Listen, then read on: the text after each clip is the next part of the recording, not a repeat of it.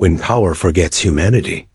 Imagine working your whole life to build something great, only to discover that the empire you created stands on the exhaustion, humiliation, and silence of others. Imagine walking the same halls every day, but never seeing the people who clean them. Now imagine switching places, trading your suit for a uniform, your title for a mop, and finally realizing what power really means. This story begins with a man who had everything: wealth, respect, and influence. But what he didn't have was vision, not the kind that sees profits, but the kind that sees people. He believed success meant being on top, until one day he looked down and saw how far he had fallen from humanity itself. He decided to do something no one expected. He left behind his luxury, disguised himself as a janitor, and entered his own company through the back door, the same door used by the people he never truly noticed. There, he witnessed a world that existed beneath his empire. The tired faces, the forced smiles, the cruel words from managers who thought dignity was optional. And in that invisible world, he found the truth that those at the bottom often carry the weight of those at the top. This is not just his story. It's the story of every person who has ever been ignored, underpaid, or spoken to like they didn't matter. It's about the millions who wake up before sunrise, clean offices they'll never work in, serve people who never learn their names, and still carry pride in their hearts. It's about what happens when the powerful finally open their eyes and realize that real worth has nothing to do with money. As you watch this video, I want you to imagine yourself in his place. Imagine waking up one day and realizing you've become blind to the people who hold your world together. Imagine seeing their pain, their struggles, their strength, and realizing that their hands have built your comfort. What would you do? Would you keep walking? Or would you finally stop to listen? The truth is, the biggest injustice in our world isn't always in the law or politics. It's in the quiet moments where someone's effort goes unseen. It's in the way we treat those we think we're above. It's in every thank you we forget to say. This story will make you question the meaning of success, of respect, of humanity itself. Because power without empathy is nothing but a polished cage. And sometimes, to see clearly, you have to look from the ground up. If this story touches you, if it stirs something inside you, don't stay silent. Leave a comment. Share your thoughts. Tell us what this made you feel. Because change doesn't start with money or power. It starts with awareness. And awareness grows when people like you speak up. Subscribe to our channel, not just to watch stories, but to join a movement that believes the world can still be changed through empathy, honesty, and courage. Every view, every comment, every share helps this message reach one more person who might be living in the dark of indifference. Together, we can remind the world that no one is invisible, not the janitor, not the worker, not the human being behind the uniform. Because sometimes it takes one story to wake up thousands of hearts. And maybe today, that story begins with you. The switch of roles. James Harrow was known across the city as the man who built an empire from dust. He owned Harrow Industries, a massive conglomerate that produced everything from elevators to cleaning supplies. Every morning, he arrived in his black limousine, polished shoes, and tailored suit, carrying the aura of a man who believed the world bent to his command. But behind those glass doors, his employees whispered. They said he had lost touch with reality, that he didn't know how hard it was to survive on the wages he paid. They said he spoke of efficiency while cutting their bonuses, and of teamwork while dismissing loyal workers for minor mistakes. One night, after a corporate gala where his executives praised him endlessly, James drove home alone. The city lights blurred past the tinted windows, but something inside him felt heavy, an emptiness he couldn't name. He thought about his father, who once mopped the floors of a small grocery store, always saying, "The world looks different when you're the one holding the broom." That line echoed louder than the sound of the engine. The next morning, before sunrise, James stood in front of the mirror. He wore old jeans, a faded gray t-shirt, and a cap. He looked nothing like himself, and that was the point. He had decided to experience his own company from the bottom, as a janitor. No cameras, no announcements, no privileges. He arrived at the company's side entrance, the one usually used by cleaning staff. The guard barely looked up. "New cleaner?" a man grunted. James nodded. "Yeah, temporary." Inside, the fluorescent lights buzzed. The hall smelled faintly of bleach. He met an older man named Robert, who handed him a mop and said, "Welcome to the invisible world, son." James chuckled softly. "Invisible world?" Robert smiled. "We're the ones who keep the place shining, but no one ever sees us." Throughout the day, James scrubbed the same floors he used to walk across with pride. He noticed the stains that never went away, the overflowing trash bins ignored by managers, and the tired faces of people who worked silently while others took credit upstairs. When lunch came, he joined the cleaning crew in the basement cafeteria, a windowless room with flickering lights and cracked chairs. He listened. They spoke about bills they couldn't pay, children they barely saw, and supervisors who acted like kings. James felt something shift inside him. These weren't lazy people. They were exhausted, underpaid, and still loyal. Yet his system, his empire, made them feel disposable. At one point, a young janitor named Emily dropped her bucket, spilling dirty water on the floor.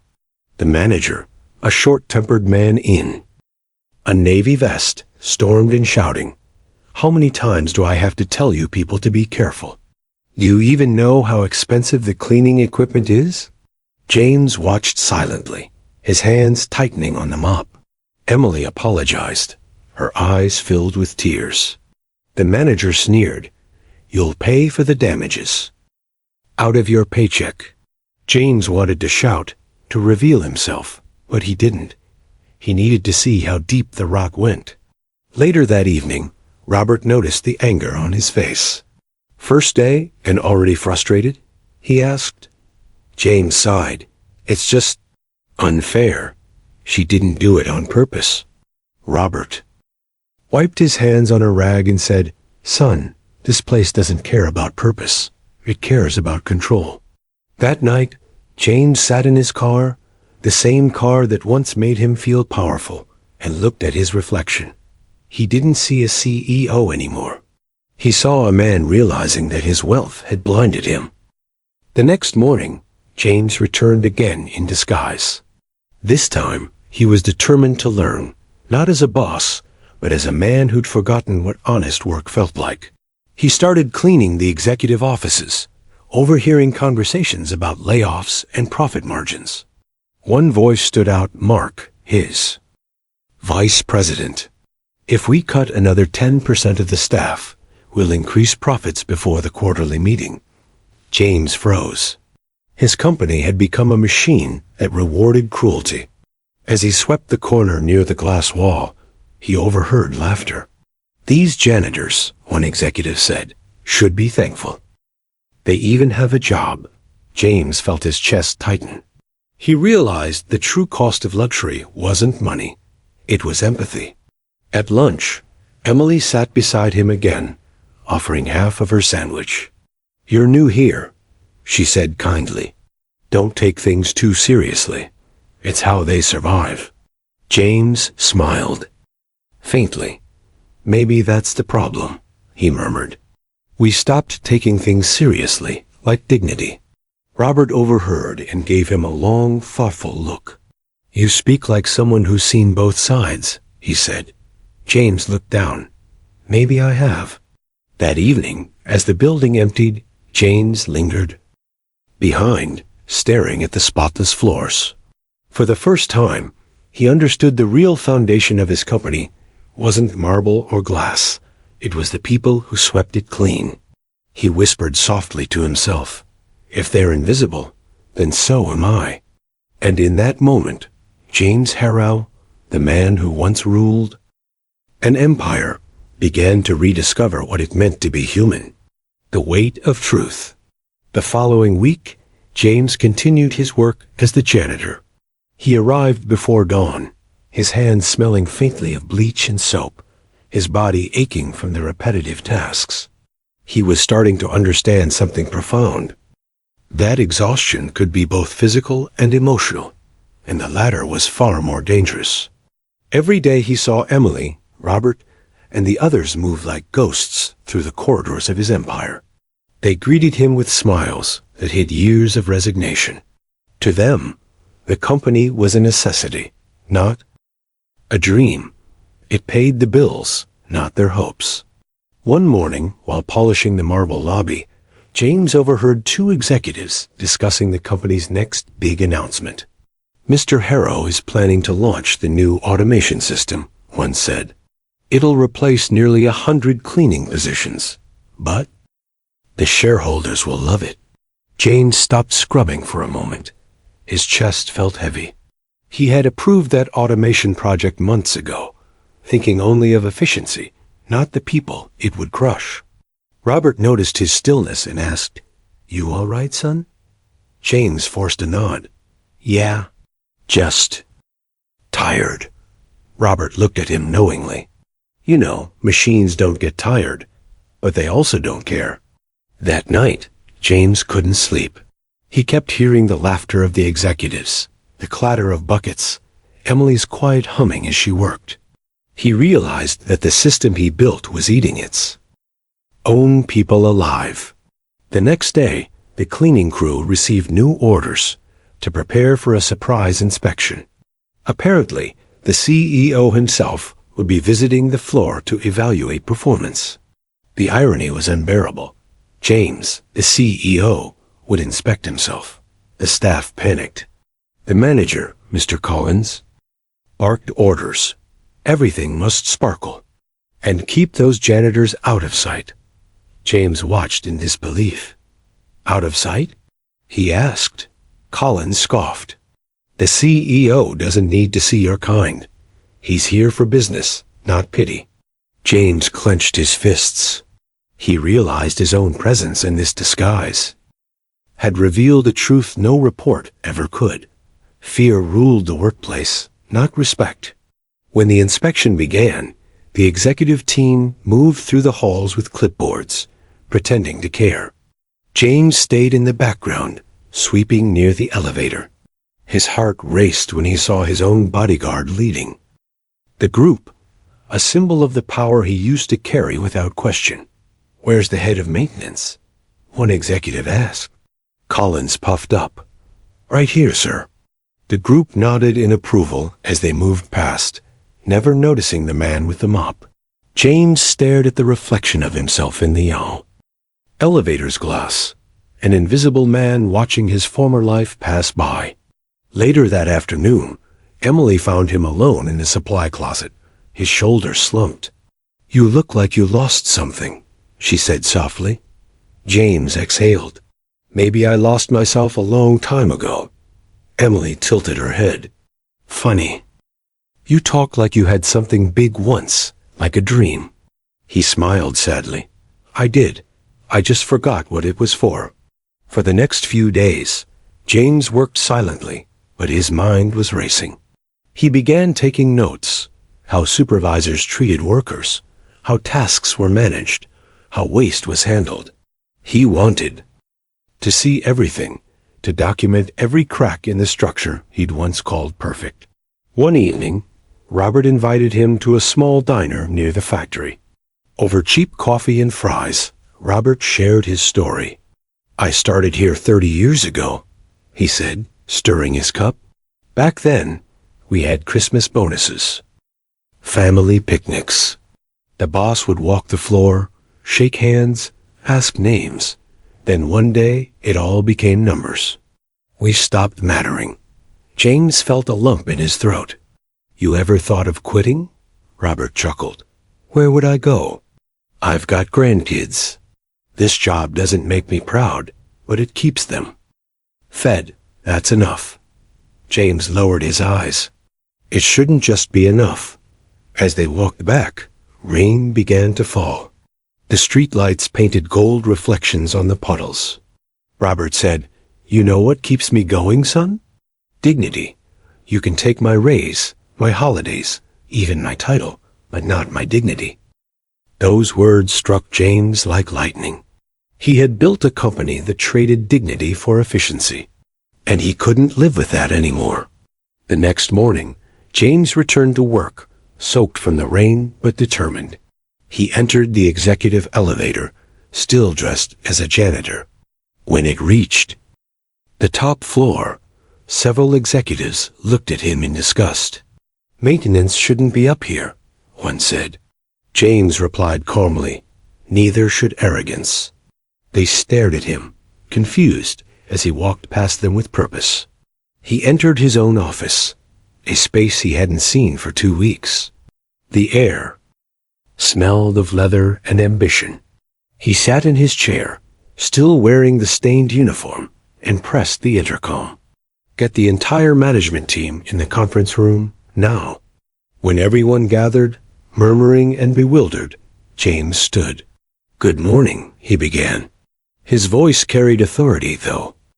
His appearance didn't. "Before you ask, yes, it's me. I've been working among our janitorial staff for the past 2 weeks." A stunned silence filled the room. Some executives laughed nervously, thinking it was a joke. But the anger in his eyes silenced them. "I've seen how our people are treated. I've seen how we talk about them, how we dismiss their worth while praising our profits. And I'm ashamed of myself most of all." He walked across the room slowly. "I started this company believing in hard work and respect. Somewhere along the way, we replaced those values with greed. That ends today." One executive, Mark, scoffed. "Sir, with all due respect, empathy doesn't pay dividends." James turned sharply. "Neither does ignorance. And I refuse to let this company profit from it any longer." The room fell silent again. "Starting tomorrow," James continued, "every department will undergo restructuring. From the top down, salaries will be reevaluated, bonuses distributed fairly, and the cleaning staff will have full health care and training opportunities. We will build an empire that values people, not just performance." Someone whispered, "You're serious about this?" James nodded. "Dead serious. Because the moment we forget the people who clean our floors, we've already dirtied our souls." Robert, standing quietly at the door, smiled with pride. Emily's eyes filled with tears when she heard the news later that day. The janitorial staff gathered together, unsure whether to believe it was real. But when the official announcement was posted, they realized their voices had finally been heard. That night, James stood alone in his office, looking out over the city. The skyline glittered, but it no longer blinded him. He whispered the same words his father once said, "The world looks different when you're the one holding the broom." And for the first time in years, he smiled, not as a millionaire, but as a man who had remembered his humanity. The storm inside the boardroom. The next morning, news of James's revelation spread like wildfire through Harrow Industries. The employees whispered his name in the hallways, and the boardroom buzzed with unease. For some, it was a moment of hope, but for others, especially the executives who had profited from the old system, it was a threat. By the time James entered the building, a storm was already brewing. He could feel the tension in every nod, every forced smile. When he reached the top floor, Mark, his vice president, was waiting for him. "Sir," Mark began smoothly, "I think we should talk about yesterday's announcement." James nodded. "Then let's talk." They walked into the boardroom, the same room where James had once celebrated record-breaking profits and expansion. Now it felt like a courtroom. The senior executives were seated, their faces cold and cautious. Gentlemen, James said, taking his seat at the head of the table. I meant every word I said yesterday. The changes begin now. Mark leaned back. With all due respect, sir, these decisions will destroy investor confidence. We have contracts, commitments, quarterly projections. We can't just throw everything away because of ... sentiment. James looked him directly in the eye. Sentiment? You mean human decency? Mark smirked. I mean realism. The world doesn't run on compassion. It runs on capital. The room grew quiet. James spoke slowly. Capital without conscience is chaos. I built this empire to give opportunities, not to create slaves in uniforms. Another executive interjected, Sir, you can't run a global business like a charity.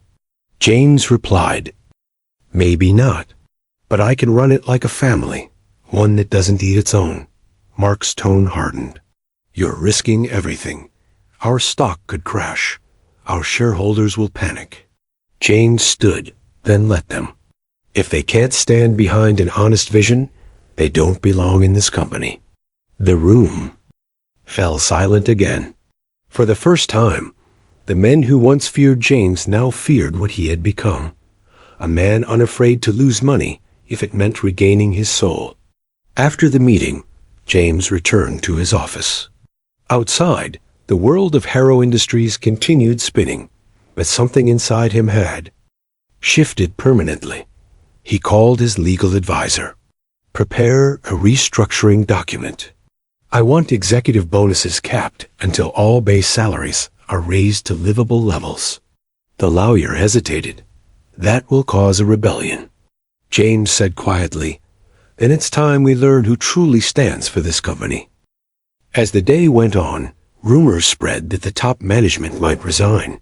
Reporters began calling the corporate line, asking if the CEO had lost his mind.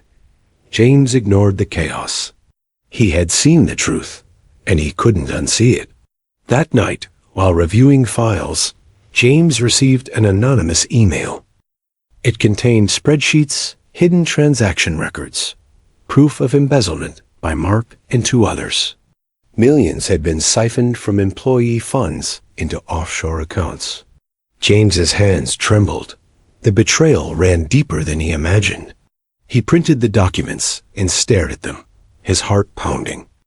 The next morning, he called an emergency board meeting. When the executives arrived, Mark appeared calm, even confident. James waited for everyone to settle, then stood. Gentlemen, I've received some very troubling information. He placed the documents on the table.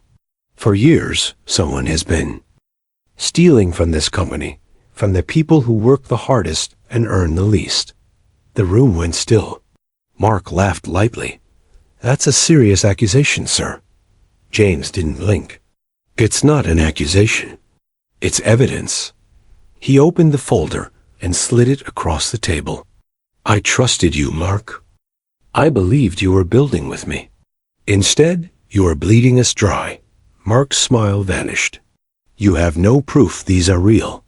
James pressed a button on the remote, projecting financial records onto the wall. Oh, I have proof. Every transfer, every shell company, all traced to your signature. The board gasped. One of the executives muttered, This is unbelievable. James turned to them. You want to talk about shareholder trust? This is what destroys it. Greed hiding behind professionalism. Mark's voice cracked. You can't do this. You'll ruin the company's reputation. James stepped closer. No, Mark, you already did. Security entered the room. Mark's face turned pale as they escorted him out. James looked around the table. Anyone else want to confess before I find out myself? No one spoke. The silence was thick with fear and shame. When the meeting ended, James returned to his office and sank into his chair. His reflection in the window looked older, but clearer. He whispered, Power without integrity is poison. Later that week, James called a company-wide meeting. Thousands of employees filled the auditorium. Others joined via live stream. He stood on the stage, no longer wearing the tailored suit, but the same gray shirt he wore as a janitor. "Many of you know what happened," he began. "You've heard the rumors. Some of them are true." He took a deep breath. "I built this company believing success was measured in numbers. I was wrong. True success is measured by trust, the kind you earn, not buy." The crowd listened in silence. Some nodded, others wiped tears. James continued, "From today, Harrow Industries will stand for more than profit. We'll stand for fairness. Every worker, from the top floor to the basement, matters equally. If that makes us weaker in business, then I'll gladly be the weakest rich man alive." A wave of applause broke through the hall. Emily and Robert stood in the crowd, tears glistening in their eyes. For the first time, they saw not a boss, but a leader. That evening, James walked through the building alone. He passed the janitorial closet, the break room, the elevator, each now carrying a memory of humility. He smiled faintly, whispering, "The world really does look different when you're holding the broom." But as he turned the corner toward his office, he noticed something. The lights inside were on. Someone was sitting in his chair. It was one of the senior shareholders, Mr. Green, an old man with silver hair and sharp eyes. "You made quite a mess, James," he said softly. James frowned. "Cleaning up messes is what I do best." Mr. Green smiled thinly. "You think morality will save your company? Investors are pulling out. Competitors are circling like vultures." James folded his arms. "Then let them come. I'd rather fight with integrity than win with deceit." Green stood, walking toward him slowly. "You may not have a choice, son. The storm you started is far from over." And as he left the office, James felt the chill of uncertainty, but also the fire of conviction. He knew the path ahead would be brutal, but for the first time, he wasn't afraid of losing. He had already regained what truly mattered: his humanity, the collapse of power. Within a week, Harrow Industries descended into chaos. Headlines screamed across newspapers and online platforms. CEO goes rogue. Investors panic. The markets reacted with brutal speed. Stocks plummeted, partners withdrew, and rival companies began circling like sharks sensing blood. James sat in his office, watching the red numbers scroll across the young screen, symbols of a world he no longer wished to serve. Calls flooded in. Reporters demanded interviews. Board members begged him to retract his statements and issue an apology to investors. But James remained calm. "If the price of honesty is money, then let them take it," he said softly to his assistant. One morning, as he arrived at the office, he noticed the parking lot half empty. Several of his senior managers had already resigned. The receptionists whispered nervously as he passed, unsure if they should greet him or avoid eye contact. Inside the boardroom, only a few loyal members remained. Among them was his old friend and financial advisor, Thomas Reed. "James," Thomas said gently, "the numbers are bleeding. We're down 40% this week. If this continues, we'll be forced into bankruptcy within months." James leaned back, his eyes tired but steady. "Then we'll rebuild. From the ashes, if necessary." Thomas sighed. "That's easy to say when you're rich. But thousands of families depend on these paychecks." James nodded. "And that's exactly why we'll keep paying them, even if I have to sell my properties." Thomas stared at him. "You can't save everyone." James replied quietly, "Maybe not, but I can try to save what's right." That afternoon, a press conference was scheduled. Cameras flashed as James stood before a wall of microphones, his image broadcast to millions. He spoke slowly, deliberately, with the calm of a man who had already lost everything but his soul. "I've been called reckless, naive, even insane," he began, "but I stand by every choice I made. This company was never meant to be a fortress for the few. It was meant to be a foundation for the many. If we've forgotten that, then we deserve to fall." Journalists shouted questions. "Mr. Harrow, are you admitting your company is collapsing?" James looked straight at the camera. "If collapse means returning to humanity, then yes, let it collapse." The clip went viral within hours.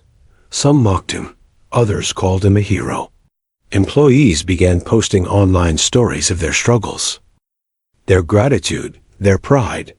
For the first time, Harrow Industries wasn't trending for greed, it was trending for courage. But the financial damage was brutal. Within days, major investors withdrew funding. Production slowed, departments closed, and the once bustling headquarters became eerily quiet. James walked through the empty halls, hearing the echoes of laughter that once filled the air. The silence was heavier than failure itself. One night, Thomas entered his office carrying a folder. "The banks have frozen 2 accounts. We have just enough to cover this month's payroll. After that, we're done."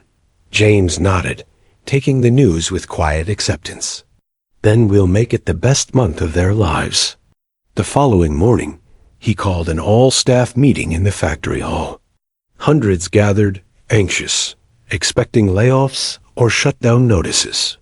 Instead, James stood before them holding a microphone and said, "I owe you all an apology. I built this empire with walls too high to see the people at the bottom. I forgot who built those walls for me." A murmur spread through the crowd. Emily stood near the front, her eyes glistening. Robert crossed his arms, listening closely. James continued, "I can't promise riches or security, but I can promise you honesty. You deserve to know the truth. We're struggling, but together we can rebuild this place with dignity, not as workers and bosses, but as partners." The crowd was silent. Then slowly they began to clap. It started with Emily, then Robert, then dozens more, until the room roared with applause. For the first time, James felt something more valuable than profit: trust. That evening, James received a call from a journalist who had once been his harshest critic. "Mr. Harrow," the man said, "I wanted to tell you, people are listening. Your speech is spreading everywhere. Some call it the Harrow Manifesto. You might have started a movement." James smiled faintly. "If it makes even one person rethink the way they treat others, it's worth it." But the next day, reality struck again. The stock value hit rock bottom. Creditors demanded repayment. Harrow Industries was officially placed under financial review. At dawn, James stood alone in the warehouse, watching as the machines slowed to a stop. The sound of silence filled the massive space. He placed a hand on one of the steel rails and whispered, "You were never just machines. You were dreams, built by hands that believed." Emily approached quietly. "Sir," she said softly, "we heard about the review. Are we losing everything?" James turned to her. "Maybe the old version, yes. But sometimes you have to lose the wrong things to build the right ones." She smiled. Faintly, "You sound like Robert." James chuckled. "He's a wiser man than I'll ever be." That night, James went home to his empty mansion. The halls felt colder than ever. He passed framed photographs of himself, shaking hands with politicians, receiving awards, smiling beside luxury cars. He stopped. At one photo, his father, in a janitor's uniform, holding a broom and smiling proudly. James touched the frame gently. "You'd laugh at me now, wouldn't you, Dad?" he whispered. "The king who had to lose his crown to remember your words." A tear slid down his cheek. But maybe that's the point. In The following days, journalists began shifting their tone. Public opinion started to change. Workers from other companies spoke out, inspired by Harrow's honesty. Small investors and community leaders reached out with offers to help keep the company alive. Thomas entered his office again, holding fresh reports. "James," he said with disbelief, "you need to see this. Local investors are pooling money." The employees started a campaign, "Stand with Harrow." They've raised nearly $500,000 overnight. James stared at the report, stunned. "They're doing this?" Thomas nodded. "They're doing it for you, for what you stood for." For the first time in weeks, James felt something powerful rise in his chest. Hope. The collapse had stripped him of wealth, but it had given him back faith. And though the road ahead was uncertain, he finally knew he wasn't walking it alone. He turned to the window, watching the sunrise break through the city's skyline. The light reflected off the glass towers, the same towers he once thought defined him. Now, they only reminded him of one truth. Real power wasn't about control. It was about courage. And in that quiet morning, James Harrow smiled, ready to begin again. The rebirth of a vision. Weeks passed, and Harrow Industries began to transform. The chaos had burned away the greed, leaving behind only those who believed in the mission. The buildings no longer felt like monuments to pride, but like workshops of purpose. James arrived each morning, no longer as a symbol of authority, but as part of a team. He traded his limousine for an old sedan and often ate lunch with the janitorial crew. Sometimes he laughed with Emily about how far things had come. Other times he sat silently, reflecting on what it meant to start over. One morning he gathered the remaining employees in the main hall. The room smelled faintly of oil and soap, and sunlight poured through the windows like hope. "Today," he said, "we rebuild, not for profit, but for people. Not to impress the world, but to inspire it." He paused, scanning the faces before him. "Our new foundation is built on 3 pillars: respect, fairness, and growth. Every employee here will have the chance to learn, to lead, and to live with dignity." A wave of applause filled the hall. For the first time, Harrow Industries felt alive.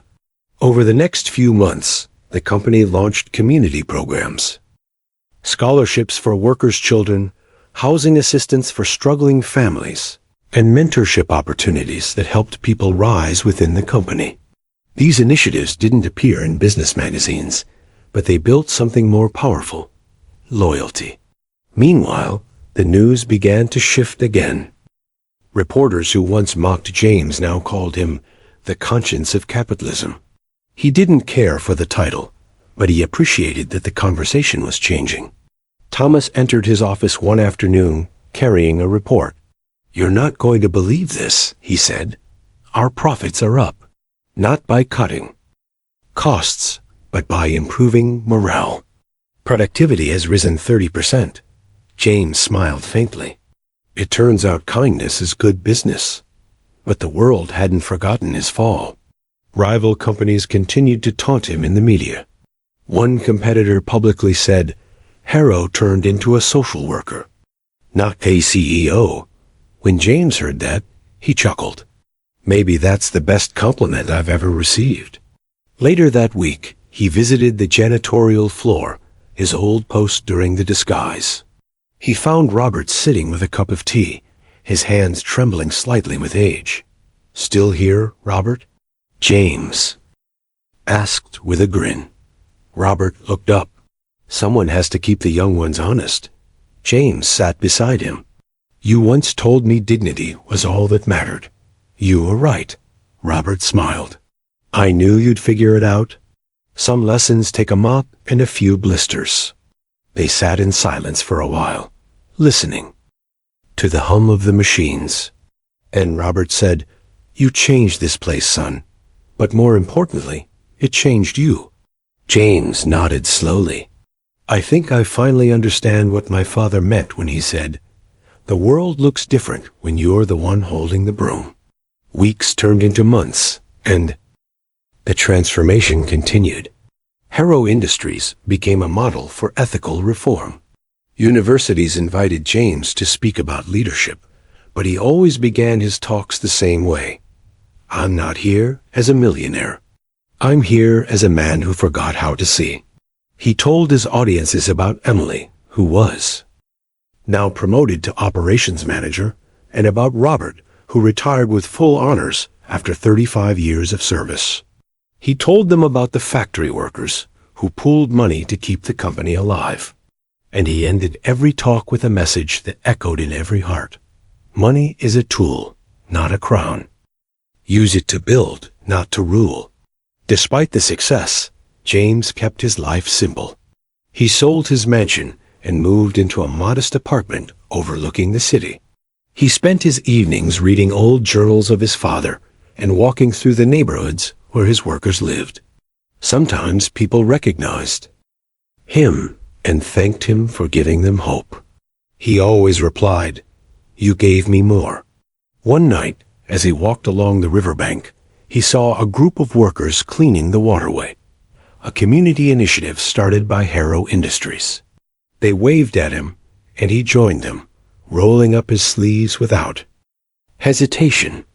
The cool water touched his hands, and for a brief moment, he remembered the janitor's mop, the sweat, the humility, the foundation of everything he had rebuilt. When the sun began to set, Emily approached him with a notebook. "Sir, I've been keeping a journal of everything we've done. The stories, the transformations, the people." James smiled. "Keep it safe. Someday, someone will need to be reminded that kindness is stronger than greed." She nodded, her eyes filled with admiration. "Do you ever miss the old days?" James looked out over the glowing skyline. "Sometimes," he admitted. "But not the person I was, just the lessons I forgot." That night, he returned home and sat at his desk. He opened a blank notebook and began to write.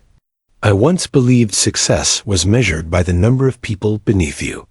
But real success is measured by how many people you lift with you. The broom taught me more than the boardroom ever did." He closed the notebook and placed it beside his father's old broom handle, which he kept as a reminder. Outside, the city buzzed with life. Workers, dreamers, builders, each chasing a version of hope. And somewhere among them, a millionaire who once forgot his soul was learning to live again. Months later, Harrow Industries celebrated its anniversary. The hall was filled with music, laughter, and families. James walked onto the stage, greeted by thunderous applause. He raised his hand, silencing the crowd, and spoke with warmth.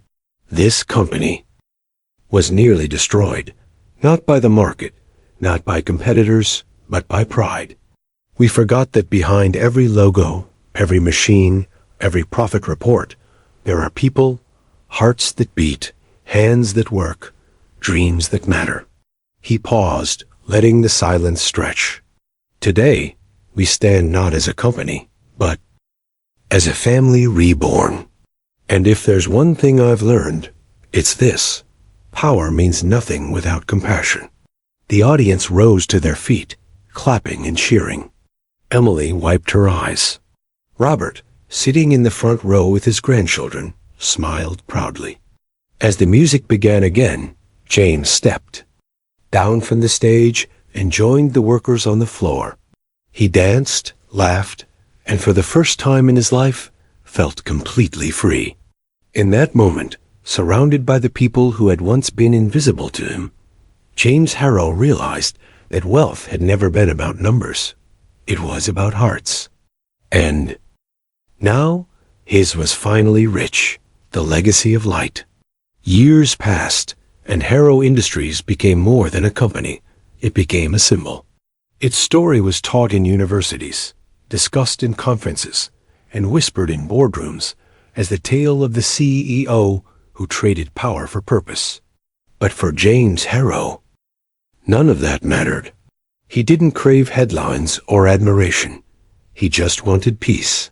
He spent his days visiting schools his foundation had built, shaking hands with workers, and listening to stories from people who once thought they had no voice. Everywhere he went, he saw echoes of the past. Janitors who smiled quietly, the young interns who looked nervous during their first day. He made a promise to never let them feel invisible again. One afternoon, Emily visited him at his modest apartment. She was now the director of operations, running the company with grace and compassion. She brought along a small wooden box. "Sir," she said softly, "we wanted you to have this." Inside was a bronze plaque shaped like a broom, engraved with the words, "For the man who cleaned the world of its pride." James laughed quietly, tears forming in his eyes. "You people never let me forget, do you?" Emily smiled. "That's the point." They sat together drinking tea, watching the sunset paint the city gold. After a while, Emily asked, "Do you ever regret how things turned out?" James shook his head. "Regret is for those who never change. I lost everything I didn't need, and found everything I do." That night, after she left, James walked to his balcony. The city lights shimmered below like scattered stars. He thought of his father again, the man whose calloused hands and simple wisdom had shaped his conscience, long before he ever realized it. He whispered into the night, "I hope you're proud, Dad." Weeks later, Harrow Industries launched a new initiative, the Human First Project, a movement dedicated to ethical labor and fair treatment worldwide. Hundreds of other corporations signed on. What began as a scandal had evolved into a revolution. James attended the press launch, but stayed at the back of the room. He watched Emily lead the event with confidence, speaking words he once struggled to say. A company's true worth is not measured by its profits, but by the lives it touches. The audience erupted in applause, but James slipped out quietly, unnoticed, and that was how he preferred it. As he walked through the park, he passed a group of young men in suits discussing business. One of them recognized him. "Aren't you James Harrow?" He smiled. "I used to be." They laughed politely, not understanding his answer, but that was fine. Not everyone needed to. He stopped near the river, where the water reflected the afternoon sun. He saw a janitor sweeping the pavement, his movements slow but deliberate. James walked up and offered to help. The man looked surprised. "You? Help me? You don't even know how to use this thing." James chuckled. "I've had some practice." They worked together for a few minutes, side by side in silence. When they finished, the man said, "Thanks, mister. Nobody ever helps me with this." James smiled. "You deserve it. Everyone does." That evening, he returned home and opened an old drawer. Inside were two things: the broom handle and the notebook he had started years ago. He wrote one final entry: "Empires rise and fall, but compassion endures. Wealth fades, but kindness echoes through generations. If you wish to build something that lasts forever, build it from the heart." As he closed the notebook, a sense of quiet, completion settled over him. Months passed, and James began to slow down. His hair turned fully gray, his steps grew softer. But his presence remained a guiding light in the company. Employees still spoke of him with affection, the janitor who became a king and then chose to be human again. One morning, Emily received a letter at her desk, written in James's neat handwriting. It read simply, "Emily, if you're reading this, it means I've finally gone to rest. Don't be sad. Life gave me more than I ever deserved. Remember what we built, not the buildings, but the people. Promise me. You'll never let the world forget that a company's truest currency is kindness. Keep sweeping away the dust of greed, one act at a time. James." Tears streamed down her face as she finished reading. She gathered the staff that afternoon and read the letter aloud in the main hall. No one spoke. When she finished, even the machines were silent. Later that evening, the employees gathered outside the building. They lit candles, hundreds of small flames flickering in the wind, each one representing a life touched by James's choices. Robert's grandchildren were there, holding photos of their grandfather and James side by side. Emily stood before the crowd, her voice trembling. He didn't just change a company. He changed us. The next day, they unveiled a statue at the front of the headquarters, not of James in a suit, but of him in a janitor's uniform, holding a broom with quiet dignity. The plaque beneath read, "The greatest leaders serve first." Over time, visitors from all over the world came to see it. Some were CEOs seeking wisdom. Others were workers looking for hope. Many left flowers, notes, or small brooms as tokens of respect. And every evening, as the sun dipped behind the skyline, the statue cast a long shadow, stretching across the pavement like a path of light. Years later, children learning about Harrow Industries would ask their parents, "Was he really a millionaire?" And their parents would smile and reply, "Yes, but not because of money. Because of the hearts he touched." In boardrooms, his quotes hung framed on walls. In factories, his story was retold during training sessions. And somewhere, in the quiet corner of the city, the breeze still carried the faint whisper of his favorite line. The world looks different when you're the one holding the broom. And indeed, it always would. The echo of his name. 10 years after James Harrow's passing, Harrow Industries still carried his spirit like a sacred fire. The walls were filled with murals painted by employees, scenes of teamwork, compassion, and hope. The company's motto had changed too. Beneath the logo were now 4 simple words, built by every hand. Emily, now in her early 50s, had become the company's CEO. Under her leadership, the business expanded globally, but the principles remained untouched. Every new factory had classrooms for children, healthcare centers for families, and open forums where even janitors could speak freely to management. During her first global summit, journalists asked her, "What's your secret to maintaining this legacy?" She smiled softly. "There's no secret, just a broom, a heart, and a choice."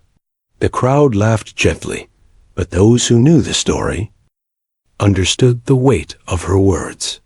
After the conference, she visited James's memorial, a quiet garden built beside the company headquarters. A fountain stood in the center, surrounded by flowers planted by employees each spring.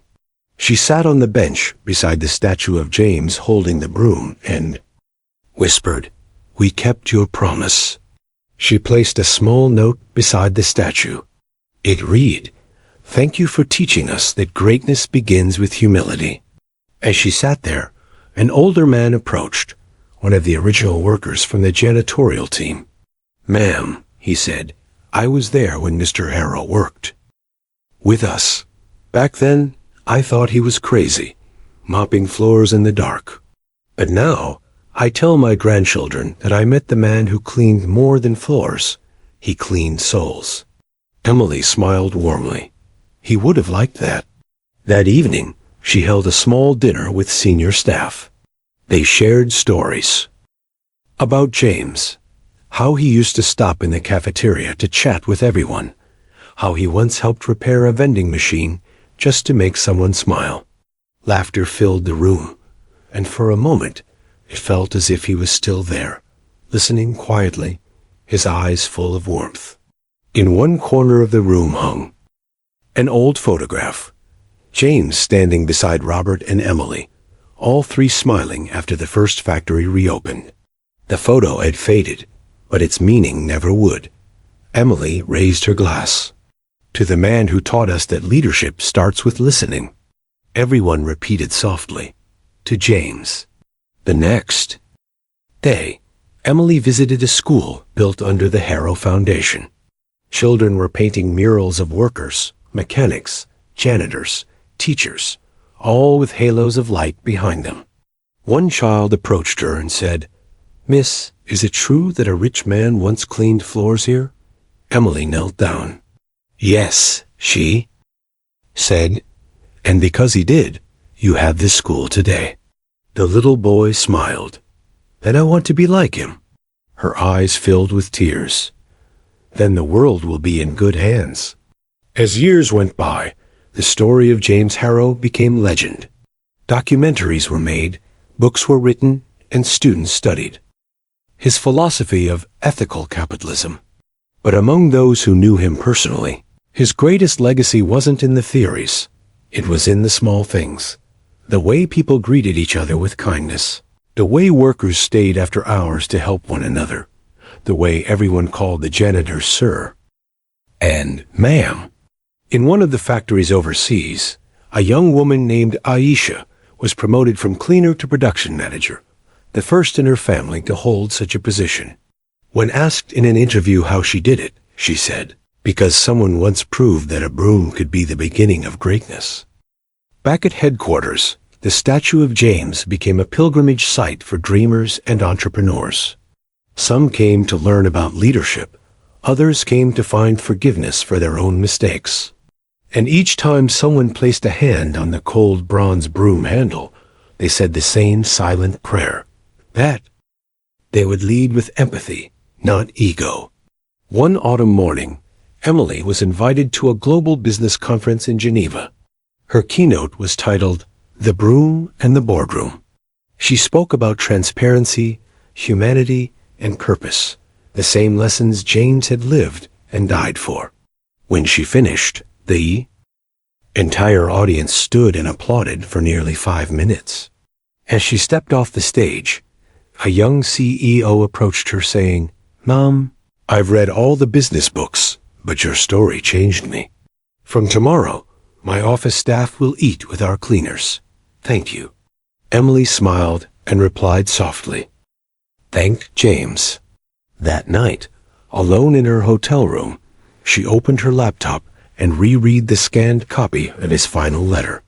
Each word still felt alive. She whispered, "You're still changing the world, old man." When she returned home, she found an envelope on her desk. It was from one of the new employees, a janitor named Luis. Inside was a note that read, "Thank you for creating a place where people like me matter. I may sweep floors, but I feel like I build dreams." Emily held the note to her chest, tears welling in her eyes. "He'd be proud of you too," she whispered. Months later, on the anniversary of James's death, the company hosted a worldwide day of service. Every employee, from executives to interns, spent a full day volunteering in their local communities. No uniforms, no titles, no ranks, just people helping people. The images flooded social media, CEOs carrying bricks beside janitors, managers cleaning hospitals, and workers painting schools. The world watched in awe, and for a day, it felt united by something purer than business, compassion. That evening, Emily visited the garden again. She stood before the statue as the sun dipped behind the horizon, casting the broom's shadow long across the grass. She whispered, "You did it, James. You built a legacy that even time can't erase." As the wind rustled the trees, a single leaf fell onto the statue's shoulder. For a moment, the light caught the bronze just right, and Emily could almost swear she saw him there, smiling. She turned to leave, but before she did, she looked back once more and said, "The world still looks different, James. And it always will." Then she walked away, leaving behind not just a statue, but a story that would echo for generations. The story of a man who found power in humility and immortality. In kindness, the ripple across generations. Decades after James Harrow's passing, the echo of his story had grown far beyond anyone's imagination. What began as a single man's redemption had turned into a global philosophy, a living movement known as the Harrow Principle. It was taught not just in business schools, but in homes, community centers, and even prisons. The message was simple yet revolutionary. Power is not in ruling others, but in uplifting them. Emily had retired years earlier, passing leadership to a new generation that had never met James, but spoke of him like a mythic figure. His statue still stood in front of headquarters, its bronze surface weathered by time, but polished daily by volunteers who called themselves the Sweepers. One morning, a young woman named Aria walked into the main lobby of Harrow Industries. She was 23, freshly hired as an intern in the communications department. As she passed the statue, she paused, staring at the plaque, "The greatest leaders serve first." Her grandfather had told her this story 100 times, how he once worked under James Harrow as a factory cleaner. Now, she was walking the same halls he once swept. Later that day, during lunch, Aria asked her supervisor, "Do people still remember him? I mean, really remember?" The supervisor smiled. "More than you'd think. Every time someone makes a fair decision or treats a worker with kindness, he's remembered." That night, Aria sat at her desk and opened the company archives. There she found old videos of James, his speeches, interviews, and that famous press conference where he said, "If collapse means returning to humanity, then let it collapse." She watched, mesmerized, as his words transcended time. When the video ended, she whispered to herself, "Maybe leadership isn't about climbing, but cleaning."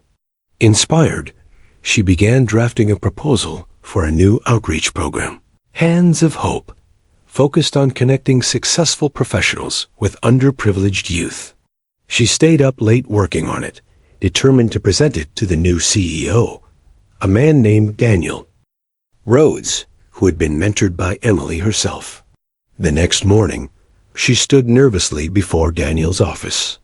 "Sir," she said, handing him her proposal, "I think we can honor Mr. Harrow's legacy by taking it beyond the company walls." Daniel scanned the pages, then looked up with a smile. "You know, this is exactly what he would have done." Within months, Hands of Hope was launched globally. Executives volunteered as mentors, employees funded scholarships, and Harrow Industries once again became a beacon for humanity-driven business. The movement reignited worldwide discussions about ethical leadership, and soon other corporations followed. News outlets began covering stories of transformation. A company in Japan that introduced the Harrow Hour, where executives cleaned with janitors once a week. A German firm that replaced executive lounges with open community spaces. And a startup in Kenya that printed James Harrow's quote on every paycheck, "The broom teaches better than the boardroom." One day, Aria was invited to speak at a university about the Harrow legacy. She stood before hundreds of students and said, "I never met the man, but I live in a world shaped by him. He didn't just build a company, he built a conscience." The audience applauded, many wiping tears from their eyes. After her talk, an old woman approached her. "My husband once worked under him," she said softly. "He came home one night and said, 'The CEO mopped beside me today.' I thought he was joking, but he wasn't." Aria smiled warmly. "He never stopped cleaning, even after he cleaned the world's soul." As years rolled on, Harrow Industries became one of the largest philanthropic forces in the world. It invested in renewable energy, poverty alleviation, and education, all guided by one rule: people first. In every new building, a small bronze broom was placed in the entrance, a silent reminder of where greatness begins. Meanwhile, historians and sociologists studied the phenomenon, calling it the Harrow ripple effect.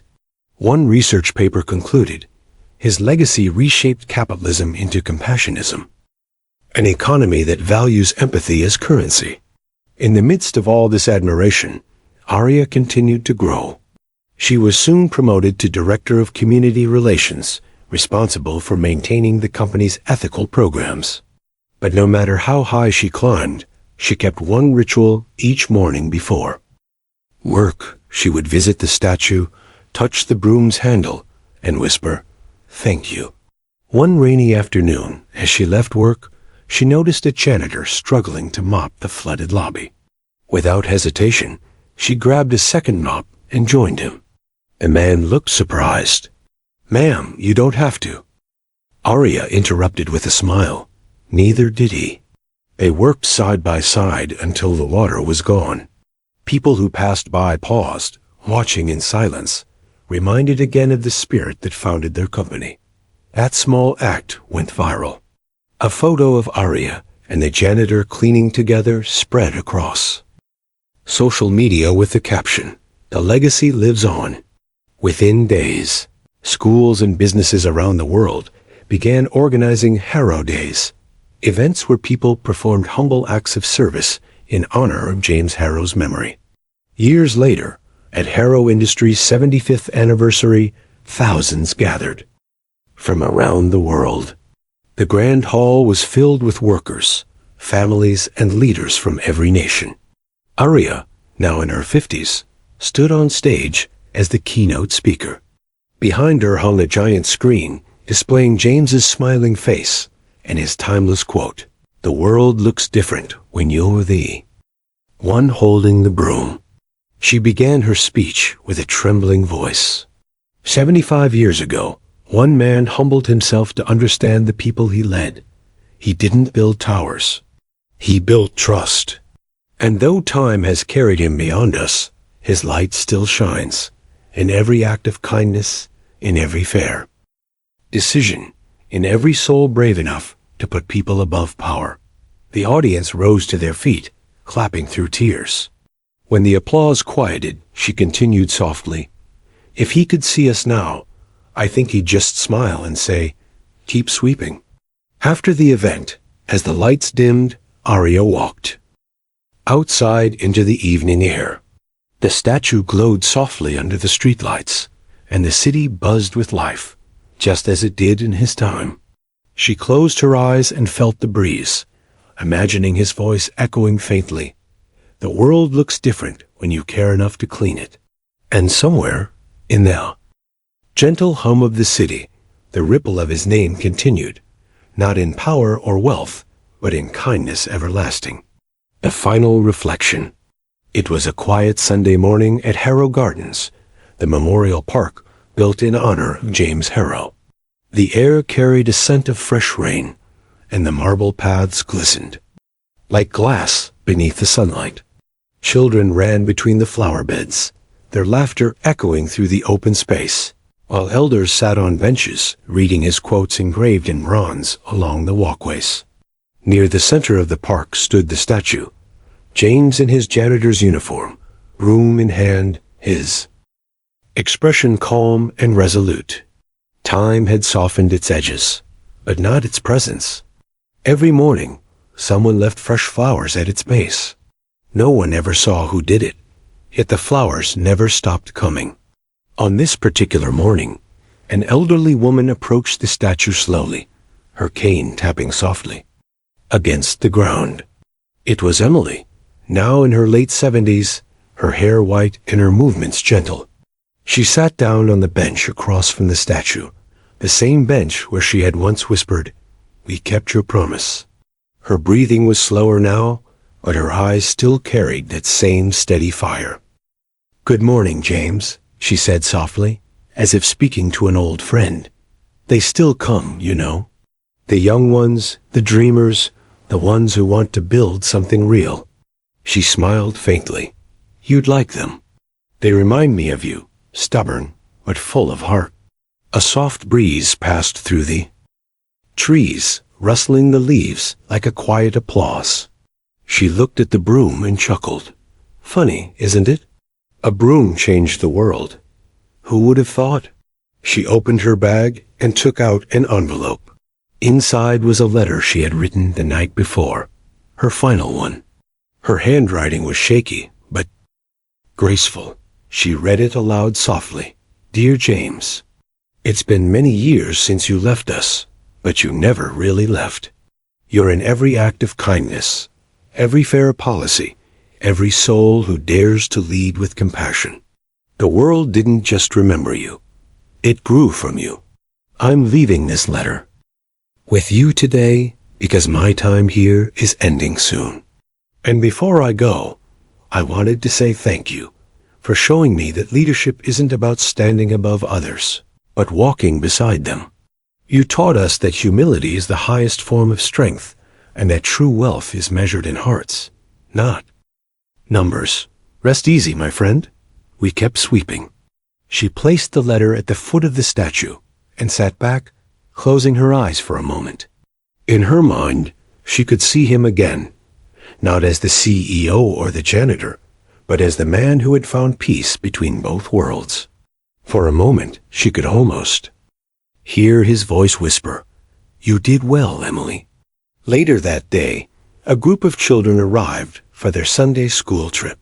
Their teacher led them through the park, telling the story of James Harrow, the millionaire who once mopped floors to understand the meaning of work. The children listened with wide eyes, as if hearing a fairy tale. When they reached the statue, one little boy asked, "Miss, why did he clean floors if he was rich?" The teacher smiled. "Because he wanted to remember what it means to be human." The boy nodded thoughtfully. "Then I want to remember that too." Decades passed. Once again, the world changed, technology advanced, economies rose and fell, and generations came and went. But the Harrow Gardens remained untouched, a sanctuary of simplicity amidst the rush of modern life. The statue was maintained, the plaques restored, and the story retold in dozens of languages. Every year, on the anniversary of his death, thousands gathered to celebrate Harrow Day, not a day of mourning, but of service. On one such day, a little girl named Lila stood before the statue, holding her father's hand. He was a janitor at Harrow Industries, proud, smiling, his uniform clean and crisp. He pointed at the statue and said, "That's the man who made it possible for people like me to be respected." Lila tilted her head. "He looks kind." Her father nodded. "He was. Kindness is what made him great." Lila broke free from her father's hand and ran toward the statue, placing a single daisy at its feet. She whispered, "Thank you, mister." Then she looked up at the bronze face and added, "I'll help clean the world too." Her father smiled through tears. Around them, hundreds of people were sweeping, painting, planting trees, acts of service echoing the legacy of one man who chose humility over power. As the years went on, the Harrow Foundation built thousands of schools and shelters across continents.